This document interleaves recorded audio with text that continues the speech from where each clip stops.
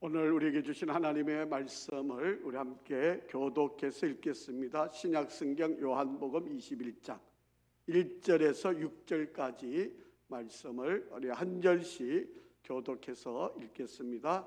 그 후에 예수께서 디베라 호수에서 또 제자들에게 자기를 나타내셨으니 나타내신 일은 이러하니라.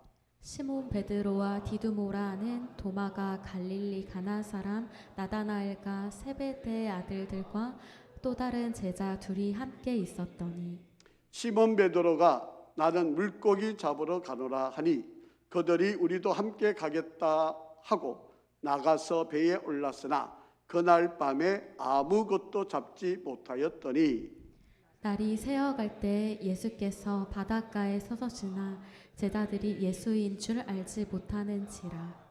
예수께서 이르시되 얘들아 너희에게 고기가 있느냐 대답하되 없나이다. 이르시되 그물을 배 오른편에 던지라 그리하면 잡으리라 하시니 이에 던졌더니 물고기가 많아 그물을 들 수 없더라. 아멘. 할렐루야. 예, 우리 한번 앞뒤 좌우로 인사하겠습니다. 우리 5분 이상 우리 꼭 손 한번 잡으시고 인사하겠습니다. 하나님은 항상 선하십니다. 한 번 더 인사하실까요? 하나님은 항상 옳으십니다.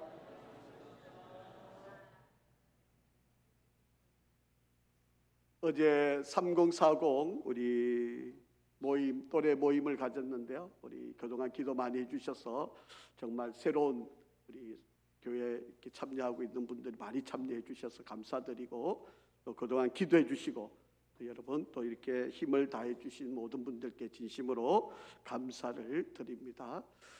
오늘 교회 회기로 보면 이제 마지막 주일 예배가 됩니다. 원래는 12월 마지막 주까지가 우리가 드리는 시간들이겠지만 교회 회기로는 12월 첫째 주부터 11월 마지막 주까지. 그래서 오늘 교회 절기로는 마지막 절기인데 이 한 해를 가만히 돌아보면 아마 순간순간 또 때때마다 어려운 일, 또 힘든 일들이 많이 계셨을 텐데 또 우리 성도들이 잘 이겨내시고 또 믿음의 길에서 또 그 고비를 승리하시고 오늘 또 이렇게 함께 귀한 자리에 예배를 드리고 있는 또 온라인으로 예배드리고 있는 우리 귀한 모든 성도들을 진심으로 축복하고 위로합니다.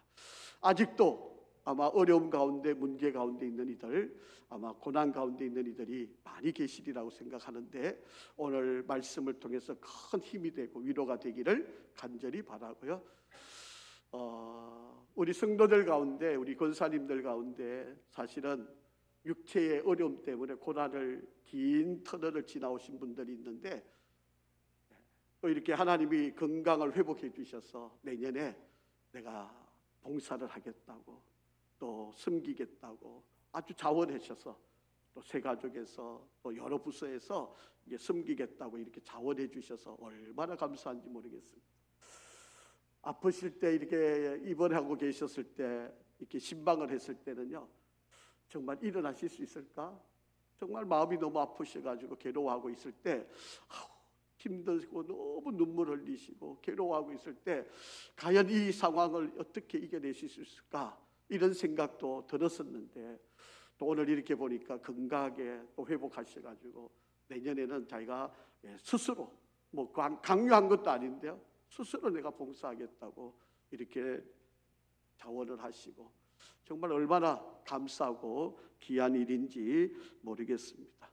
우리가 이렇게 지나다 보면 우리가 힘을 내서 내가 어떻게든 견디겠다고 이렇게 이긴 것처럼 보이지만 하나님의 은혜였습니다. 하나님이 돌봐주셨고요. 하나님이 그때마다 힘내게 해주셨고 정말 좌절할 수밖에 없는데 힘들 순간이었는데 또 하나님이 지켜주셔서 또 이렇게 헌신도 하고 진실한 예배자로 서서 하나님 앞에 이렇게 예배할 수 있는 이 은혜가 얼마나 감사한지 모르겠어요. 정말 여러분 지난 한 해 너무 고생 많이 하셨습니다. 사실 힘든 시간들이었잖아요. 그렇다고 세상이 확 변하고 내 환경이 확 빨리 바뀌고 뭐 경제가 더 빨리 좋아지고 이러지도 않았는데 정말 시작할 때는 막막하게 시작했는데 또 이렇게 돌아보면 고비고비 위기들, 어려움들, 또 이렇게 넘어질 수밖에 없는 상황도 우리가 함께 할 수 있었던 것 정말 감사합니다. 그런데 여러분, 우리가 이 모든 일들을 이길 수 있는 것은요, 우리 힘으로 되는 일이 아니었던 거지.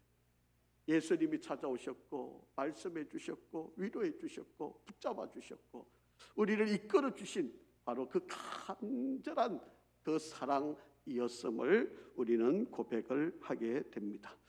그러기에 예수님을 진심으로 만나야 예배가 회복되고 기쁨이, 찬양이, 열정이 회복될 줄 믿습니다.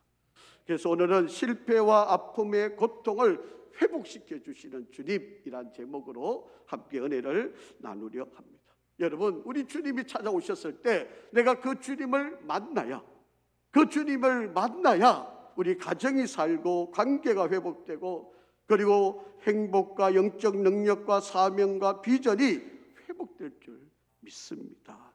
그리고 영육 간의 건강함과, 그리고 하나님의 은혜와 복음의 감격이, 그리고 사랑이 회복되고, 선교와 또 성경 공부, 각종 모임, 봉사, 신앙의 순수함, 그리고 감사가 우리가 회복될 줄 믿습니다.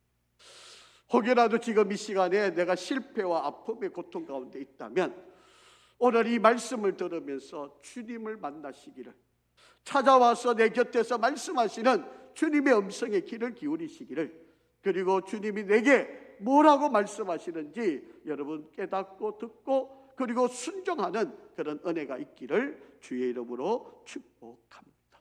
자, 먼저 우리 말씀을 한번 찾아 읽어보겠습니다. 본문 우리 4절 말씀을 한번 읽겠습니다. 한번 같이 읽으실까요? 시작. 날이 새어 갈 때에 예수께서 바닷가에 서셨으나 제자들이 예수이신 줄 알지 못하는지라. 그렇게 말합니다. 여러분, 예수님께서 제자들을 찾아오셨다는 거예요. 언제 찾아오셨느냐? 날이 새어 갈 때에. 영어 표현으로 보면 early in the morning입니다. 다시 말하면 새벽에 예수님이 고기 잡고 있는 그 현장에 예수님께서 먼저 스스로 찾아오셨다라고 하는 바로 그런 말씀입니다. 여러분, 새벽이면 대부분의 사람들이 잠을 잘 수밖에 없는 사람일 시간 아니겠습니까? 그럴 때에도 예수님은 찾아오셨다라고.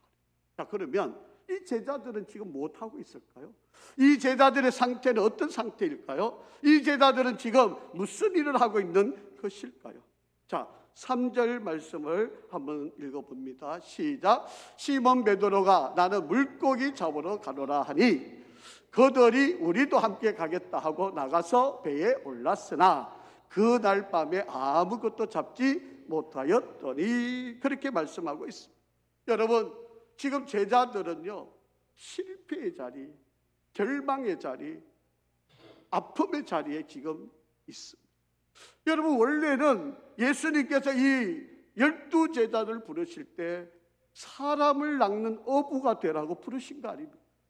내가 이 땅에 십자가를 지고 온 인류를 위해서 내가 십자가를 지고 내가 죽을 때 이제 너희들이 그 사명, 영혼 구원의 사명, 사람을 낚는 어부가 되어서 이 땅에 죽어가고 절망하고 낙담하고 아파하는 그 영혼들을 너희들이 가서 구원하라고, 복음을 전하라고 이 12제자를 불렀는데, 지금 이 12제자들은 예수님이 십자가에 못 박혀서 무덤에 장사되고 나니까 이들은 실망하고 낙담해서 지금 못하고 있어요. 옛날 직업으로 고기 잡던 바로 그 직업으로 돌아갔다. 이 말은 무슨 말입니까? 실패했다, 낭망했다, 좌절했다, 저들의 기대가 무너졌다, 그들이 고통과 아픔 가운데 있다, 그런 말이에요. 여러분, 우리가 1년 동안 정말 꿈을 갖고 시작했다가 지금 이렇게 한 해를 마무리해가는 이 시점에 서서 가만히 돌아오면 어떤 이들에게는 정말 내 꿈이 무너져 있는 분도 있을 테죠. 어떤 분은 내가 계획했던 것이 실패한 분도 있겠지. 또 육체적으로 병이 들어서 아파하는 분도 있으시겠지. 이런저런 연유로 우리가 지금 실망의 자리, 실패의 자리, 아픔의 자리에 머물러 있는, 어떤 분들에게 사업이 어려워서 고난 가운데 있고요, 어떤 분은 직장에서 나와야만 하는 바로 그런 힘든 부분도 있고요. 어떤 분들에게는 가정이 너무 힘들어. 자녀의 문제, 남편, 아내의 문제로 너무 괴로워하고 있는 아마 그런 분들도 있을 거 아니겠습니까? 그런 자리에, 그런 고통의 자리에 예수님이 찾아오셨다. 여러분, 우리 주님은요, 우리를 멀리 계시는 분이 아니세요. 지금도 여러분에게 찾아오셔서 여러분을 지금 기다리고 계시고 말씀하시고 여러분에게 하나님의 은혜를 나누기를 원하시는 분임을 잊지 않으시기를 바랍니다. 때로는 너무 힘들어서 아무도 내 곁에 없다고 생각할 때, 모든 사람이 나를 떠난다고 생각하고 있을 때, 여러분, 우리 주님만은 떠나지 않으십니다. 주님만은 그 아픔의 자리, 내가 실망하고 낙담하고 절망으로 내가 피해 숨어와 있던 그 자리로 주님은 찾아오셨어요. 우리 가운데 함께 하시는 분이다 라고 하는.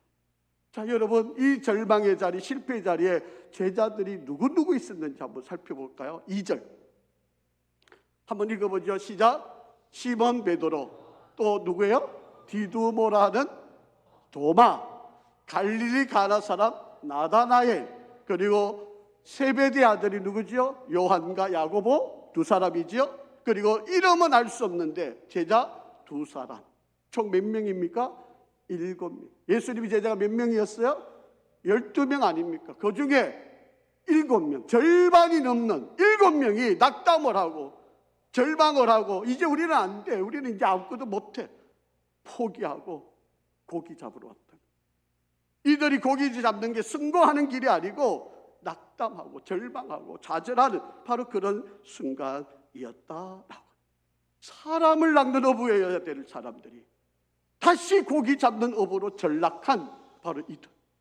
그런데 주님이 외면하셨을까요? 아이고, 너희들 나 떠나니 잘 되고 있니?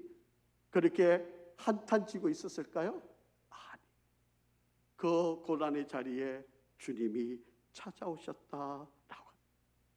여러분, 베드로라고 하는 사람은 여러분도 잘 알고 있는 것처럼 자신만만했던 사람이에요. 예수님이 십자가를 진다 그러셨을 때 안 됩니다. 모든 사람이 다 버려도 죽을 때까지 제가 주님을 따라다니겠습니다. 끝까지 주님 지키겠습니다. 그리고 칼을 늘 품고 다녔던 사람이 베드로였던 사람이에요. 그런데 예수님이 십자가 지니까 대제사장 가야바 뜰에서 3번 예수님을 부인하고 도망을 쳤던 사람이 베드로였어요. 그게 베드로 입장에서 보면 얼마나 자기 자신이 부끄럽고 실망스럽고 부족하고 나 같은 게 뭐 할 수 있겠어. 나는 아무것도 안 돼. 아이고, 나는 이제 더 이상 할 수 있는 게 없어. 이런 절망이, 그러니까 지금 다시 고기 잡으러 갈릴리로 와 있는 바로 그런 상태였습니다. 마지막에요, 주님께서 베드로에게 이렇게도 부탁하셨어요. 기도하면서 깨어있으라고 간곡하게 부탁하시면서 누가복음에 보시면 22장 31절 32절 말씀에 보면 이렇게 말씀하셨어요. 한번 같이 읽어보지요. 시작. 시몬아 시몬아, 보라, 사탄이 너희를 밀가부로 하려고 요구하였으나 그러나 내가 너를 위하여 내 믿음이 떨어지지 않기를 내가 기도할 것이고, 그리고 너는 돌이킨 후에 뭐 하라고? 내 형제들을 굳게 하라. 여러분, 베드로에게 하나님 부탁하셨어요. 내가 너를 위해 기도할게. 그리고 너 형제들을 믿음에서 떨어지지 않도록 네가 좀 다독거려줘. 내가 떠나고 나면 너밖에 부탁할 데가 없어. 그러니 너가 다른 이들을 잘 세워서 함께 믿음의 길을 끝까지 달려가다오. 이렇게 예수님이 그렇게까지 부탁할 사람이 베드로였다는 거예요. 그런데 이 베드로가 지금 뭐 하고 있어요? 고기 잡으러 갔어요. 나는 이제 아무 능력도 없고 나는 무엇도 할 수 없는 바로 그런 사람이라고 지금 이야기하고 있는 거잖아요. 자, 3절 본문 3절 한번 보세요. 시몬 베드로가 나는 뭐 하러 간다? 고기 잡으러 간다. 나는 이제 포기한 거예요. 예수님이 부탁하셨는데 제발 좀 다른 이들을 좀 부추겨줘. 잘 넘어지지 않게. 지금 사탄이 밀가부로 뒀던 너희들 넘어뜨리고 온갖 공격을 다 할 텐데 너가 기도하면서 저들 좀 붙들어줘. 지켜줘. 너가 함께 해줘. 그래서 나와 함께하고 있다는 사실을 좀 일깨워줘. 그런 베드로, 그 부탁을 받은 베드로인데 이 베드로가 지금 고기 잡고 있어. 아마 인간적으로 자기 자신을 보며 내가 이렇게 부탁받았는데 난 왜 이렇게밖에 안 돼? 아마 절망하고 얼마나 실망스러운 그런 모습이 되었을까 하이 생각이 됩니다.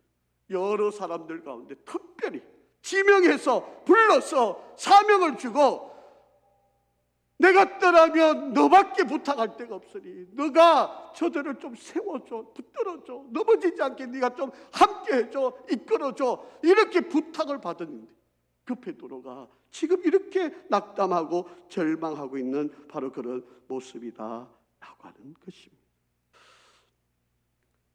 의리로도요, 인간의 정으로도요, 관계적으로도 배신할 수 없어야 되는 사람이 베드로 아니겠습니까? 그런데 그 베드로가 이렇게 배신을 하고 이렇게 낙담하고 있다라고 하는 것입니다. 우리가 좀 이 베드로의 상황을 우리가 다 이해가 하기 어렵겠지만 오늘날로 우리가 좀 말을 바꿔보면 이 베드로 이 상황을 이렇게 하면 좀 이해가 되려나요? 아이고, 나 실망했어. 나 교회 다녀봤는데 뭐가 되는 게 제대로 없어. 나 더 이상 할 게 없어. 나 이제 교회 안 나갈래. 나 이제 술 마시고 뭐 세상 사람들처럼 춤추고 뭐 놀고 노래 부르고 고래 사냥하고 나 이제 이렇게 살래. 뭐 이렇게 이해를 하면 조금이라도 이해가 되실 수 있을까요? 베드로가 지금 그런 상황이에요. 모든 주어진 상황에서 절망하고 낙담한 바로 그런 상황. 여러분, 학생이 공부를 해야 되는데 게임만 하고 있는 바로 그런 상황과 다를 바 없는 이야기다라고 하는. 그런데 그 결과가 어떻게 됐나요? 뭐 그래가 좀 잘 됐으면, 그래가 좀 성공하면, 그래서 뭔가 일을 이루었으면 위안이라도 되죠.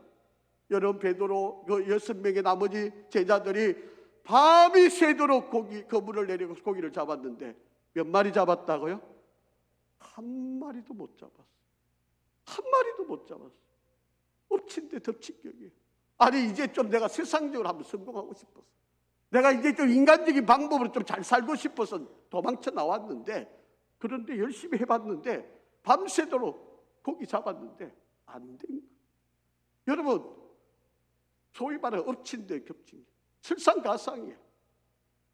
갈수록 더 안 되는 바로 그런 상황이 되어진 결과가 되었다라고 하는 것입니다. 자, 여러분, 이런 절망의 상황에 누가 찾아왔을까? 여러분, 베드로는요, 갈릴리 바다라고 하는 곳은 눈 감고도 다니면 어디에 고기가 많은지를 아는 사람이에요. 그동안 그렇게 어릴 때부터 아버지를 따라서 고기를 잡아왔던 사람이에요. 그러니까 어느 지역에 가면 이 시간대, 어느 때, 저녁에 언제 가면 고기가 많을 때가 고기가 어디로 몰리고, 이거를 그냥 훤히 들여다보고 있는 사람이 베드로예요. 그러니까 밤에 나갔고 제자들과 함께 혼자 가서 했다 그러면 뭐 실망할 수 있지만 자기를 믿고 따라온 사람이 6명이잖아요. 그러니까 베드로에게 책임감이 얼마나 큽니까? 분명히 베드로는 이곳에 가면 우리 고기 잡을 수 있어, 우리 돈 벌 수 있어, 우리 여기서 잘 될 수 있어. 그리고 베드로 데리고 가서 열심히 밤새도록 그물을 내리는데 한 마리도 못 잡아. 여러분, 이 마음은요, 베드로의 마음은 우리가 다 헤아릴 수 없을 만큼 그 고통이 그에게 있었다라고 하는, 그런 마음에 있는 그에게 예수님이 찾아. 여러분, 아마 이 자리에 앉아있는 저와 여러분 가운데도 말 못할, 누구에게도 내가 말할 수 없는 아픔이 있으실 거예요. 내가 발부둥 쳐보고, 내가 애쓰보고, 사람 붙들어서 하소연해보고, 나 좀 살려달라고, 나 좀 해결해달라고, 나 이게 어려운데, 이렇게 힘든데 나 좀 도와달라고 여러분 몸부림치고 있는 분들이 계시잖아요. 그런데 그 어느 누가 여러분 도와줄 만한 사람이 있던가요? 여러분, 어떤 사람이 여러분에게 그 힘이 되어줄 만한 사람이 있던가요? 여러분, 이 베드로가 이 상황을 어떻게 이겨내시나요? 오늘 한번 말씀을 살펴보세요. 그때 주님이 찾아오셨다라고 하는 거예요. 여러분, 죽은 나사로에게 주님이 찾아가니까 무덤에 있던 나사로가 배를 동인 채로 살아서 걸어서 나오잖아요. 여러분, 절망의 순간에 고통 가운데 있을 때 주님을 만난 사람들은 그라사인에서 광인이 길거리로 활보하면서 미친 척하고 돌아다닐 때 주님을 만나니까 귀신이 떠나가고 회복이 되는 역사가 일어나지 않았습니다. 오늘 이 시간 주님의 음성을 듣는 귀한 마음이 귀가 열리시기를 주의 이름으로 축원합니다. 여러분, 힘들 때 세상으로 나가지 마시고 베드로처럼 다시 갈릴리 바다로 가지 마시고 주님이 찾아오시는 그 주님의 모습을 발견하는 은혜가 있기를 간절히 바랍니다. 여러분, 세상에서 손가락질하고 더러운 여인이라고 사마리아 우물가에 그 뜨거운 태양 밑에 나와서 사람을 피해서 물길로 나왔던 그 여인, 여러분, 주님을 만나니까 그 인생이 바뀌지 않았습니다.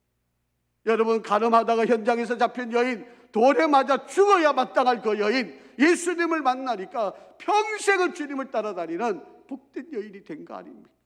38년 된 병자가 주님을 만나게 되니까 낫게 된 거 아닙니까? 40년 동안 걸어보지도 못하고 눈을 뜨지 못했던 그 사람, 여러분, 주님을 만나게 되니까 그 눈을 뜨게 된 거 아닙니까? 여러분에게도 막혀있는 거, 묶여있는 거, 내가 아무리 발버둥 쳐도 해결하지 못하고 있는 이 상황, 여러분, 오늘 주님이 여러분을 찾아오셨고 여러분을 만나시기를 원하시는 이 귀한 모습을 발견하기를 간절히 원합니다. 주님을 만나야 여러분이 가지고 있는 그 고통, 그 괴로움이 해결될 수 있다는 사실을 잊지 않으시기를 바랍니다. 깨어져 있는 모든 관계가 회복될 줄 믿습니다. 자, 두 번째, 예수님께 찾아오셨어요. 자, 그러면 그 제자들의 반응이 좋아야 되는 거 아닙니까? 그 제자들의 반응이 어떤지 한번 살펴볼까요? 자, 4절입니다. 같이 읽어보실까요? 시작. 날이 새어 갈 때에 예수께서 바닷가에 서셨으나 제자들이 예수이신지 알지 못하는지라, 그렇게 말합니다. 여러분, 예수님이 오셨어요. 그런데 새벽녘이니까 아마 좀 불편했겠죠. 정확하지 않았겠죠. 안개가 끼었다면 더더욱이나 예수님의 모습을 희미한 그림자처럼 보였을런지도 모릅니다. 여러분, 우리가 주님을 만나는데 여러분 잘 한번 생각해 보세요. 사람의 관계 속에서도 물리적인 거리가 그들의 마음의 상태를 결정하잖아요. 몸이 멀어지면 그래서 사촌보다 가까운 이웃이 더 낫다, 이런 말도 있잖아요. 그게 무슨 말이에요? 거리가 멀어지면 마음도 멀어지게 돼 있는 거예요. 여러분, 예루살렘에 있어야 할 베드로가 지금 어디까지 와 있어요? 저기 꼭대기 갈릴리까지 지금 와 있어요. 도망온 거예요. 피해온 거예요. 숨어서 있는 거예요. 그런 마음의 상태를 가지고 있으니까, 아니, 예수님이 오실 리가 없어. 아니, 예수님이 어떻게 나를 찾아오실 수 있겠어? 이렇게 이야기합니다. 자, 얼마나의 거리였는지 한번 8절 말씀 한번 보죠. 시작. 다른 제자들은 육지에서 거리가 얼마쯤 된다고요? 불과 한 50칸쯤 된다는 거예요. 여러분, 이 50칸이라고 하는 말은요, 지금 자료로 이렇게 여러분 보여지는데, 우리로 말하면 약 100m 정도 되는 거리예요. 저기 배를 타고 저기 100m쯤 떨어진 곳에서 바닷가에 서 있는 예수님이 지금 저들을, 베드로와 6명의 제자들 부르고 있는 광경이에요. 자, 그러면 멀리서 한 100m 떨어져 있으니까 사실 식별하기가 쉽지 않아요. 그건 언제였다고요? 새벽이었다고 그랬잖아요. 아마도 물안개가 올라오고 있을 테고, 또 아직도 이제 해가 뜨기가 좀 시간이 남아 있을 테고, 이러니까 누군가가 부르기고 한 것 같기는 한데, 알아보려고 해도 그 거리가 멀어서 예수님이 희미하게 보이는 바로 그런 상황에 지금 놓여 있다라고 하는 거예요. 자, 이게 무슨 말씀을 하는 걸까요? 여러분, 우리가 심리적으로 예수님과 거리가 멀어지면 예수님이 내게 말씀을 하셔도 내가 알아듣기가 어렵다는 거예요. 지금 찾아오셔서 내 마음을 두드리고 있는데, 얘야, 한번 이야기해보자. 너 어떤 상황이니? 너 무슨 문제가 있니? 너 왜 이렇게 힘들어하니? 주님이 말씀하시는데 내가 심리적으로 거리가 머니까 아무리 그 말씀을 듣고 싶어도 안 들으려고 그러는 거예요. 지금 그런 상태예요. 물론 물리적으로 먼 거리기는 맞아요. 100m 되니까 뭐 사실은 제대로 파악한다는 것이 쉽지 않는 거죠. 심리학적으로요. 여러분, 우리가 어떤 문제를 해결하려면 세 가지 단계가 있어요. 심리 기법 중에 세 가지 단계 있는데 저 첫 번째가 직면하는 겁니다. 예, 나 힘듭니다. 나 어렵습니다. 근데 대부분 사람들은 자기가 힘들면서도 어떻게 해요? 안 그런 척해요. 우리가 보기에는 참 대단한 사람처럼 보이죠. 근데 속으로는 아파하고 힘들어하고 돌아서면 눈물 흘리고 괴로워하고 왜 나는 이래? 왜 나는 이래? 왜 나만 안 되는 거야? 이러고 혼자 절망하면서도 돌아서면 사람들 앞에서는 괜찮아. 나는 잘 되고 있는 것처럼 그렇게 생각하는 거예요. 여러분, 힘들면 힘든 그대로 직면을 해야 돼요. 하나님, 나 힘들어. 나 해도 안 됩니다. 나 고치고 싶은데, 해결하고 싶은데, 좀 벗어나고 싶은데 저 아무것도 할 수가 없습니다.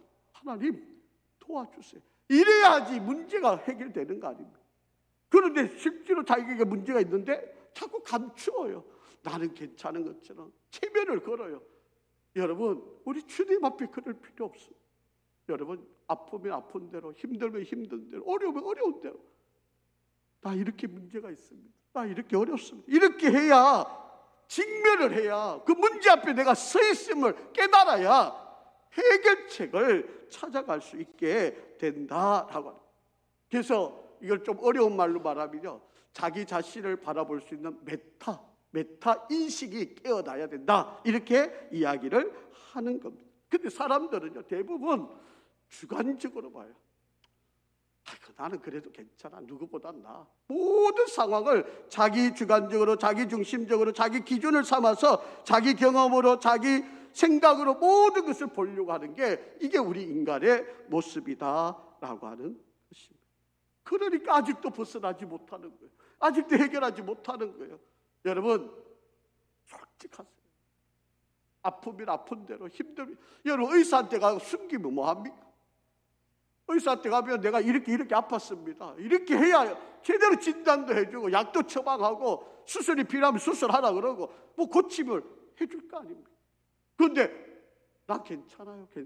그러고만 있으면 절대로 여러분 더 악화되지 나을 수 있는 방법이 없다. 자, 5절 한번 보세요. 자, 이들의 한번 상태를 한번 보세요. 예수께서 이러시되, 얘들아, 너에게 고기가 있느냐? 지금 너의 상태가 어떠냐? 지금 묻고 계시는 거예요. 너 지금 어때? 괜찮아? 나를 피해가지고 도망왔는데 너 지금 어떻게 살고 있니? 너 지금 잘하고 있는 거야? 너 바르게 가고 있는 거야? 너 지금 제대로 신앙생활 하고 있는 거야? 예수님이 지금 이렇게 묻고 있잖아요. 내가 그렇습니다. 내가 이 직면을 바로 해야 되는 거예요. 내가 지금 어느 상황이 있는지, 어떤 처지에 있는지 지금 바르게 내가 이렇게 살아도 지금 행복하냐고. 지금 주님이 묻고 있잖아요. 너 이렇게 살아도 괜찮거든요? 너 이렇게 살아도 지금 이대로 가도 너 괜찮아? 지금 저렇게 묻고 있잖아요. 그러면 뭐라고 대답해야 돼요? 여러분, 제자들의 답을 한번 보세요. 여러분, 주님 앞에 직면을 하고 두 번째 우리가 해결하는 방법은요, 인정을 하는 겁니다. 인정을 해야 돼요. 여러분, 우리가 대부분 많은 사람들이 상황은 아는데 고백을 안 해요. 고백을 안 하는 거예요. 인정을 안 하는 거예요. 자, 이 제자들 한번 보세요. 고기가 있느냐 물으셨어요. 그러면 적당히 둘러대야 된다. 예, 고기 몇 마리는 잡았습니다. 이거 오늘은 고기가 안 잡히는 날이네요. 뭐 내일 나오면 되겠죠. 뭐 이러고 넘어갈 수 있잖아요. 똑똑한 베드로니까, 능력 있으니까. 뭐 갈릴리 뭐 하루 이틀 살아본 사람이 아니잖아요. 이거 뭐 오늘 안 되면 내일 와서 하면 되고, 내일 안 되면 다음 날 오면 되고, 뭐 날고 늘 고기가 잘 잡히겠습니까? 뭐 언젠가 되면 또 좋은 때가 있겠죠. 이러고 나면 넘어가잖아요. 이렇게 할 수도 있는 거 아닙니까? 근데 이들은 예수님 앞에 솔직하게 대답해요. 뭐라고 대답합니까? 없나이다. 정확하게 명확하게 지금 자기의 현실을 그대로 고백하고 시인하고 정직하게 자기의 내용을 그대로 설명을 하고 있다라고 하는 것입니다. 어지간한 사람 같으면 그냥 펄펄 뛰면서 자기는 괜찮은 척 모든 상황을 그냥 두리뭉실하게 넘어가려고 하는 게 일반적인 사람들의 이야기입니다. 여러분, 예수님의 제자 중에 가룟 유다라고 하는 사람이 있었잖아요. 이 사람의 안타까움이 뭐예요? 예수님을 십자가에 팔아 넘기려고 언삼십을 받고 예수를 팔았어. 아무리 생각해도 마음이 가책을 느낀다. 이건 아닌데. 그래서 그 언삼십을 줬던 대제사장 찾아가 이거 돌려주려고 안 받으려고 그래. 그러니까 그때라도 깨달으면 되잖아요. 그런데 이 언삼십 안 받으니까 어떡합니까? 성전에 집어 던져놓고 돌아가가지고 자살을 하고. 그래라도 이 사람들이 저 피하려고 하니까 안 받는 거 보니까 내가 잘못한 걸 회개하면 되잖아요. 그때 회개했으면 아마 가룟 유다가 더 크게 훌륭하게 쓰임 받았을는지 모르죠. 그런데 그것을 끝까지 감추려고 성전에다가 그 돌을 던지고 자기는 또 체면을 면하려고 그런 거죠. 그래놓고 자살을 합니다. 여러분, 이게 문제예요. 솔직하게 어려우면 어렵다, 힘들면 힘들다, 안 되면 안 된다, 내가 이렇게 문제가 있다, 이거를 솔직하게 고백하는 거예요. 여러분, 신앙생활이라고 하는 게 하나님 앞에 내 모습을 그대로 적나라하게 내려놓는 게 이게 바로 신앙생활이다라고 하는 이야기입니다. 여러분, 잘 한번 보세요. 주님을 떠나서 살았던 이들의 삶은 그 어느 하나 편한 거 없었고요, 잘 되는 거 없었고요, 고민과 괴로움과 아픔의 연속이었다라고 하는 것입니다. 자, 그러면 이들이 어떻게 해서 회복이 된 걸까요? 어떻게 해서 이들이 다시 살아났을까요? 어떻게 해서 여러분 잘 알고 있는 것처럼 베드로가 여러 사람들 앞에서 설교를 했는데 3,000명이 회개를 하고 주의 복음을 증가하는 사명자로 쓰고 거꾸로 십자가에 매달려서 죽임을 당할 만큼 담대한 사람이 될 수 있었던 것입니다. 자, 앞에서 말씀드렸죠. 직면을 하고 그리고 자신을 솔직히 인정하고 그 다음에 뭐가 필요할까요? 그것을 알면 주님이 말씀하는 대로 순종하는 게 필요해요. 이게 연결이 되어 있는, 그래야 회복의 역사가 일어나게 된다라고 하는. 자, 6절 말씀 한번 보겠습니다. 6절 시작. 이르시되, 말씀하시는 거지요. 그물을 배 오른편에 던지라. 그리하면 잡으리라 하시니 이에 던졌더니 물고기가 많아 그물을 들 수 없더라. 자, 여러분, 제가 앞에서 말씀드렸지만 베드로는 갈릴리 바다의 전문가예요. 뭐 이제 처음 나왔으니까 누가 가르쳐 주는데 따라하는 그런 실력이 아니에요. 베드로는요, 눈 감고도 그 갈릴리 지역 어느 곳에 어느 시간대에 물고기가 어디에 많이 모이고 크기가 어느 게 크고 작고 이런 것들을 다 파악하고 있는 사람이 베드로예요. 그런데 아무도 알 수도 없는 어떤 사람이 와가지고 지금 밤새도록 고기 잡았는데 잡히지 않고 새벽녘에 그물을 오른편에 내리라, 그런다고 내릴 수 있는 사람이 있을까요? 여러분한테 찾아가서 계속 권면하는데 아이고 세상 물정 모르게 무슨 그런 소리 하십니까 목사님? 아이고 지금은 내가 이렇게 아끼고 주일날 일도 해야 되고 뭐도 해야 되고 뭐도 해야 돼, 이래야 돈을 벌 수 있습니다. 아이고 목사님 세상 물정 모르게 그렇게 살지 마세요. 저한테 그런 말은 아무 의미 없습니다. 이렇게 지금 대응하는 게 베드로의 상황이었어요. 그렇게 해야 되는 상황이에요. 그런데 베드로는 예수님께서 이렇게 말씀하시는 바로 이 상황에 오른편에 그물을 던지라 그렇게 이야기하니까 어떻게 했다는 거죠? 던졌더니 그렇게 나와. 6절 다시 한번 띄워주실까요? 6절로 같이 보시면 이르시되 그물을 배 오른편에 던지라 그리하면 잡으리라 하시니 이에 뭐했다? 던졌더니 무슨 말이에요? 순종을 했다라고 하는 말. 여러분, 베드로는 전문가입니다. 고기 잡는데 저 도사예요. 그런데 예수님이 말씀 한마디 하신다고 그걸 따라했다. 이게 바로 역사다. 이게 믿음이라고 하는, 이게 순종의 역사이다라고 하는. 우리는 내 지식과 내 경험과 내 판단, 내가 가지고 있는, 내가 여태까지 내가 살아온 내 합리성, 객관성, 타이밍, 이걸 가지고 모든 걸 판단하고 있는 우리 아닙니까? 아이고, 지금은 시대가 다 어려우니까 내가 어려운 거 당연히. 여러분, 이 어려운 때도 성공하는 사람이 있어요. 여러분, 우리 다니엘 기도회 때 일타 강사 이야기 들으셨죠? 25억을 빚졌던 사람 아닙니까? 대구에서 여러분 학원 강사해가지고 학원을 인수하고 뭐 인쇄소를 인수하다가 쫄딱 망해가 25억 빚진 사람. 근데 원래 세금만 얼마 냈다고요? 오늘 세금 얼마 냈다 그래요? 원래? 놀라지도 않으시네요. 25억을 빚졌는데 원래 세금만 25억이에요. 제가 세금을 몇 퍼센트를 내는 건지는 잘 모르겠는데 아마 내가 적게 잡아도 한 50억은 벌었다는 이야기일 테고 더 많이 벌었으면 한 100억 이상은 벌었다는 소리인데, 여러분 그분의 이야기 스토리가 뭐였어요? 순종이었잖아요. 하나님이 내게 찾아오셨고 말씀하시고 내가 그 말씀 듣고 순종하니까 그 일들을 이루어냈다. 하나님이 하셨다고 고백하잖아요. 이게 고백 아닙니까?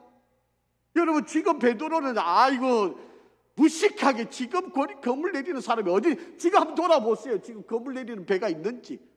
지금은 다 이제 들어가서 이제 정리하고 이제 내일 나와가지고 고기 잡아야지. 이게 뭐 아이고 무식하게 무슨 그런 말을, 아이고 시대에 뒤떨어진 충분히 그래야 될 사람이에요. 충분히 그렇게 이야기를 해야 될 사람이에요. 그런데 베드로는 건물을 내렸다. 자, 여기 키포인트. 왜? 어떻게 베드로가 건물을 내렸을까요? 저는 이게 궁금했어요. 아니 뭐 앞에 설명이 쭉 있든지 뭔가 이야기가 쭉 있었으면 제가 용납이 되는데, 아무리 읽어도 뭐를 예수님이 이렇게 말씀하시고 이렇게 생각을 바꾸시고 뭐를 했다 이런 내용이 나오지 않아요. 딱 하나 그 마음을 돌이킬 수 있는 키를 잡을 수 있는 단어 하나가 있어요. 그게 뭔지 아세요? 예수님이 이들을 불렀대. 얘야 그렇게 불렀던 바로 그 부름이었어요. 여러분 헬라어 단어로 파이디아라고 하는 말이에요. 이거는 보통요 6, 7살 아이를 부르는 단어예요. 6, 7살. 그러니까 지금 베드로 나이가 아마 적게 잡아도 30살은 넘었을 텐데, 여러분 예수님이 이들을 부르는데 파이디아, 얘들아 지금 이렇게 부르고 있는 거예요. 여러분 베드로가 이 말을 들었을 때 깜짝 놀란 거예요. 왜요? 평소에 예수님 자주 불렀잖아요. 평소에 예수님이 제자들을 부를 때마다 얘들아 하나님의 나라는 이런 거야. 너희가 복음을 전하다 보면 힘든 일이 있을 거야. 얘들아 너희들 고난이 있을 거야. 얘들아 너 살아가면서 힘들 거야. 계속해서 그들을 부를 때마다 얘들아 이 부름을 불렀잖아요. 여러분 예수님이 십자가에 달려서 돌아가시고 부활하셔서 예수님이 또 찾아오셔서 이들을 또 부를 때 얘들아 이렇게 불렀을 때 아마 이 제자들과 베드로는 까무라쳤을 것 같아요. 왜? 늘 들어왔던 이야기잖아요. 예수님 평소에 자기를 그렇게 불렀잖아요. 아니 주님이 살아계시고 다시 나에게 찾아오셨다? 얘들아 이 한마디에 베드로는 깜짝 놀란 거예요. 여러분 이 한마디에 그 예수님의 억양, 예수님의 그 담겨있는 그 모든 것들이 바로 이 한마디에 담아있었다. 그러니까 이 베드로가 깜짝 놀란 거지. 그래서 순종할 수밖에 없었다. 그래서 건물을 내릴 수밖에 없었다라고 하는 이야기. 여러분 우리 주님은요 여러분에게 아주 색다르게 여러분이 알 수 없는 방법으로 찾아오시지 않아요. 평소에 여러분에게 다가오셨던 그 모습으로, 평소에 여러분에게 말씀하셨던 그때 여러분에게 다정하게 여러분에게 찾아오십니다.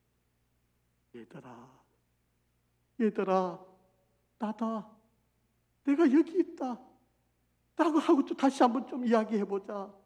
얘들아, 이 한마디에 베드로는 녹아졌고 예수님의 음성인 줄 알았고 그리고 순종하는 바로 그런 역사가 일어나게 되었다. 여러분 우리가 관계라고 하는 거는요 경험을 통해서 관계가 더 발전이 되는 거잖아요. 생판 모르는 사람한테 이야기하면 이게 부르면 뺨 맞겠죠. 아마 누군가가 저보고 거리라 이러면 화 안 나겠습니까? 아니 적어도 뭐 목사님, 뭐 신건일 씨 뭐 이렇게 부르면 내가 뭐 반응하지. 거리라 이렇게 부르면 화가 안 나겠습니까? 아니 그것도 어린아이가 만져도 그럼 더 저는 마음이 넓어서 얼마든지 뭐 그렇게 불러도 저는 이해는 다 합니다. 그런데 여러분 지금 베드로한테 6, 7살짜리한테 이야기하듯이 지금 얘들아 이렇게 하는 거예요. 그런데 이게 반항심도 아니고요. 이게 거부감도 느껴지는 것도 아니고요. 오히려 그 말에 그냥 깜짝 놀라요. 이게 바로 베드로를 회복해 할 수 있는 일이었다라고 하는 거예요.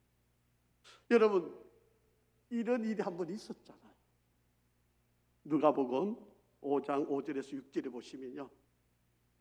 시몬이 대답하여 가로되 선생이여 우리들이 밤이 새도록 수고를 하였으되 얻은 것이 없지만은 말씀에 의지하여 내가 그물을 내리다 하고 거리한 고기를 애운 것이 심히 많아 그물이 찢어지는지라. 그렇게 이미 베드로는 경험이 있었어요. 그러니까 예수님이 이 말씀을 얘들아 하는 말만 듣고도 까무러쳤고, 그리고 상식적으로 이해가 안 되고 받아들일 수 없는 상황이지만 순종을 했다라고 합니다.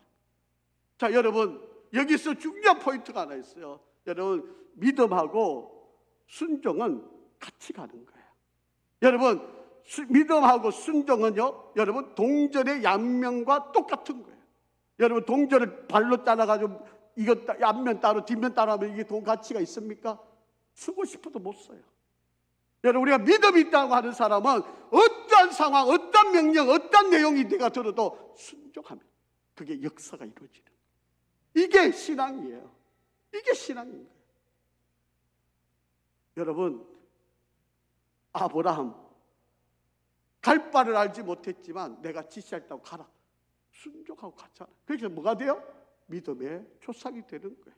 여러분 이 여호수아한테 아니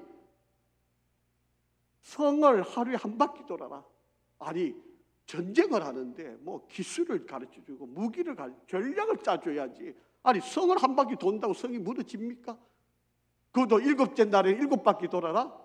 이게 여러분 같으면 그거 받아들이겠어요? 지금 막 핵무기가 날아다니는데 하나님께서 그 성을 돌면, 그 도시를 돌면 내가 이기게 해줄게 이러면 여러분 같으면 아이고 그거 시대에 뒤떨어지. 지금은 숨어 있어야 되고 뭐 방공호에 들어가 있어야지. 어떻게 그거 이해가 되겠습니까? 여러분 순종하니까 성이 무너지잖아요. 여러분 요단강 건너가라 그럴 때 그냥 발을 딛고 가니까 갈라지잖아요. 여러분 믿음하고 순종은 같이 가는 거예요. 따로 가는 거 아닙니다. 그 역사가 이루어집니다. 자, 그러니까 결과가 어떻게 되는지 한번 보세요. 자, 6절. 이르시되 그들이 배의 오른편에 던지다 그리하면 잡으리라 하시니 던졌더니 어떻게 됐어요? 물고기가 많아서 그물을 덜 수가 없었다. 자, 11절 한번 보세요. 시몬 베드로가 올라가서 그물을 육지에 끌어올리니 가득 찬 큰 물고기가 얼마였다? 여러분 이 백신 3마리가 별거 안 되는 게 이 베드로의 물고기라고 하는 건요, 이 팔뚝보다 큰 거예요. 여러분 이제 성지순례 가보시면 여러분 꼭 이제 갈릴리 가면 이 베드로 물고기를 먹게 되는데 그 물고기 먹는 그 물고기가 이 손끝에서 이 어깨쯤 이만하게 큰 게 이게 물고기, 베드로 물고기. 여러분 혹시 모나미 볼펜을 기억하시나요? 거기에 뭐라고 쓰여 있는지 아세요? 모나미 153이잖아요. 그 송삼석 회장님들 요 위에 사셨잖아요. 여기 안산 밑에. 그분이 모나미 볼펜을 만들면서 이 성경을 읽고 모나미에다가 153을 붙여서 볼펜을 만든. 그래서 성공한 사람. 뭐 그 간증거리 이야기하면 여러분 상상을 못. 이분이 여러분 시험 될 사람이 많을 것 같아서 제가 이야기가 하기 어려운데 11절 얼마나 많이 하신지 아세요? 이 사람의 성공의 기업은 다른 거 없습니다. 11절을 정확하게 합니다. 뭐 그렇게 이야기하면 또 시험 들 분이 있을 것 같아서 제가 그냥 어쨌든 153 볼펜 만드시고 여기 위에서 사시는데 지금은 이제 파시고 딴 데로 가셨는데, 여러분 하나님의 말씀에 순종하니까 기적이 일어나는 거예요. 역사가 일어나는 거예요. 자, 7절 말씀 한번 돌아가서 볼게요. 7절, 예수께서 사랑하시는 그 제자가 베드로에게 이르시되 주님이시라 하시니, 여기서 사랑하는 그 제자가 요한이잖아요. 요한이 베드로한테 한 말이에요. 베드로한테 야, 아니 보니까 우리 주님 아니냐, 그렇게 이야기하니까 베드로가 벗고 있다가 옷을 주슬주슬 입고 바다 위로 뛰어들고 예수님께 막 달려가는 거예요. 얼마나 기뻤어, 얼마나 좋았을까.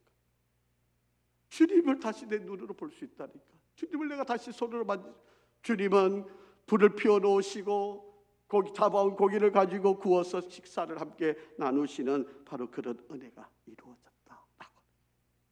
사랑하는 성도 여러분,